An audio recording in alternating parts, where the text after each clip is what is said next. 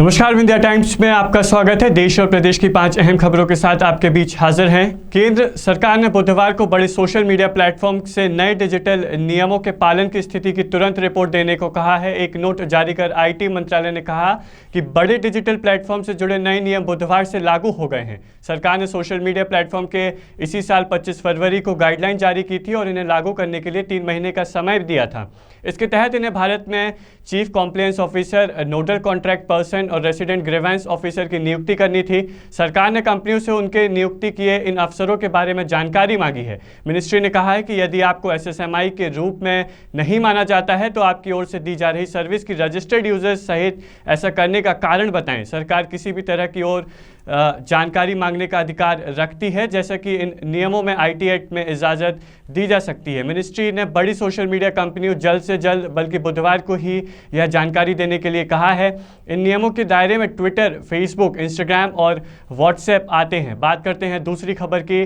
Messaging app WhatsApp केंद्र सरकार के नए आईटी नियमों के खिलाफ कोर्ट पहुंच गया है। 3 महीने पहले जारी की गई गाइडलाइन में व्हाट्सएप और उस जैसी कंपनियों को अपने मैसेजिंग ऐप पर भेजे गए मैसेज के ओरिजिन की जानकारी अपने पास रखनी होगी। सरकार को इसी नियम के खिलाफ कंपनी ने अब दिल्ली हाईकोर्ट का दरवाज़ा खटखटाया है। इलेक्ट्रॉनिक्स एंड आईटी मिनिस्ट्री ने भी व्हाट्सएप के आरोपों का जवाब दिया है। मंत्रालय ने कहा है कि भारत सरकार राइट टू प्राइवेसी का सम्मान करती है। सरकार को इसे नुकसान पहुंचाने का कोई इरादा नहीं है। जब व्हाट्सएप को किसी खास मैसेज के ओरिजिन का खुलासा करना ज़रूरी हो, ऐसी ज़रूरत सिर्फ उन्हीं केसेस में होती है जब किसी खास मैसेज पर रोक ज़रूरी हो या सेक्सुअली एक्सप्लिसिट कंटेंट जैसे गंभीर अपराधों की जांच और सज़ा का मसला हो। बात करते हैं तीसरी खबर की। पंजाब नेशनल बैंक घोटाले का आरोपी भगोड़ा हीरा कारोबारी मेहुल चौकसी डोमिनिका में पकड़ा गया है। एंटीगुआ मीडिया ने अपनी रिपोर्ट में दावा किया है कि 62 साल का चौकसी डोमिनिका से क्यूबा भागने की फिराक में था। उसी दौरान उसे सीआईडी ने दबोच लिया है। चौकसी 3 दिन पहले एंटीगुआ और बारबुडा से लापता हो गया था। इसके बाद इंटरपोल ने उसके खिलाफ येलो नोटिस जारी किया था। बाद में इसी नोटिस को एंटीगुआ सरकार ने भी रिटेन कर लिया है। इसके बाद उसकी तलाश तेज कर दी गई और डोमिनिका की लोकल मीडिया रिपोर्ट्स में कहा गया है कि चौकसी को मंगलवार रात पकड़ा गया। हालांकि उसकी गिरफ्तार किया गया है या पूछताछ के लिए हिरासत में लिया गया है, यह अब तक साफ नहीं हो सका है। डोमिनिका पुलिस अब कानूनी प्रक्रिया के तहत उसे एंटीगुआ और बारबुडा प्रशासन को सौंपेगी।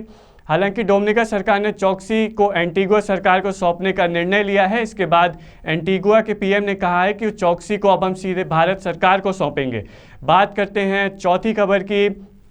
योग गुरु बाबा रामदेव एलोपैथी और डॉक्टर्स पर दिए अपने विवादास्पद बयान को लेकर लगातार मुश्किल में फंसते जा रहे हैं। इसी बीच इंडियन मेडिकल एसोसिएशन ने प्रधानमंत्री नरेंद्र मोदी को पत्र लिखकर रामदेव की शिकायत की है। आईएमए ने चिट्ठी में लिखा है कि पतंजलि के मालिक बाबा रामदेव के वैक्सीनेशन पर गलत सूचना के प्रचार को रोका जाना चाहिए। आईएमए के मुताबिक एक वीडियो में बाबा रामदेव ने दावा किया है कि वैक्सीन की दोनों खुराक लेने के बाद भी 10,000 डॉक्टर और लाखों लोग मारे गए हैं। उन पर देशद्रोह का आरोपों के तहत कार्रवाई की जानी चाहिए। बात करते हैं 5वीं और सबसे अहम खबर की। मध्य प्रदेश में पाबंदियों के साथ 1 जून से अनलॉक की धीरे धीरे शुरुआत होगी। मुख्यमंत्री शिवराज सिंह चौहान ने बुधवार को इसका ऐलान किया है। सीएम ने बताया कि अनलॉक के दौरान आर्थिक गतिविधियों की शुरू होगी।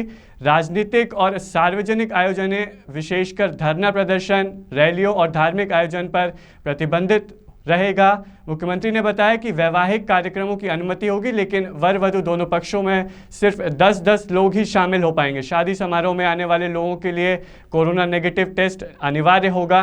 कार्यक्रम में सरकार टेस्टिंग के लिए व्यवस्था करेगी।